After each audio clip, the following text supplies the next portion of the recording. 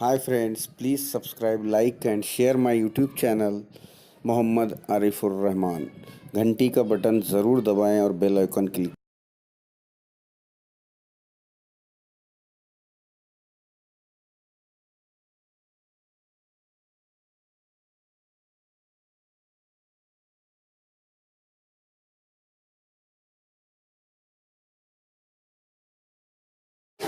आज हमारे स्कूल जिला परिषद उर्दू मीडियम स्कूल की जानिब से नुक्कड़ नाटक पेश किया जा रहा है।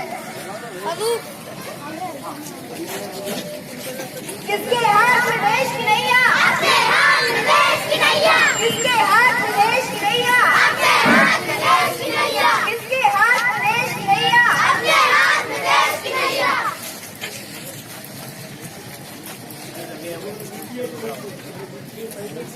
हम आपको वोट की अहमियत बताने आए हैं। हम आपको दस्तूर ने जो हक दिया है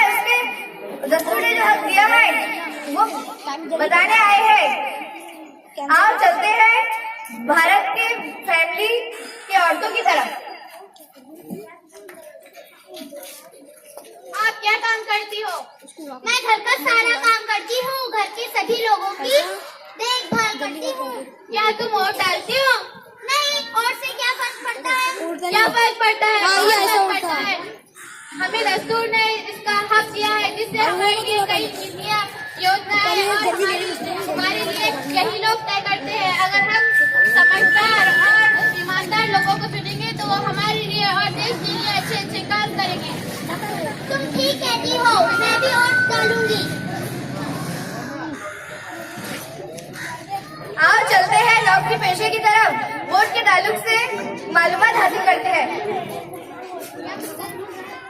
ये फाइल तैयार हो गई, बस आपकी दस्तखत चाहिए। ठीक है, अभी मैं बिजी हूँ, कल देख लेंगे। सर, कल तो मैं छुट्टी पर हूँ। क्यों, क्या हुआ?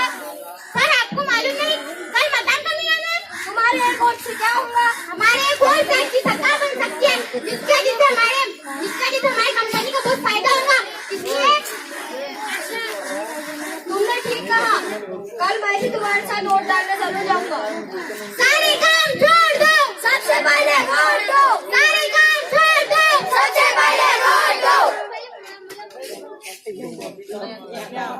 आओ चलते हैं भारत के नौजवानों की तरफ।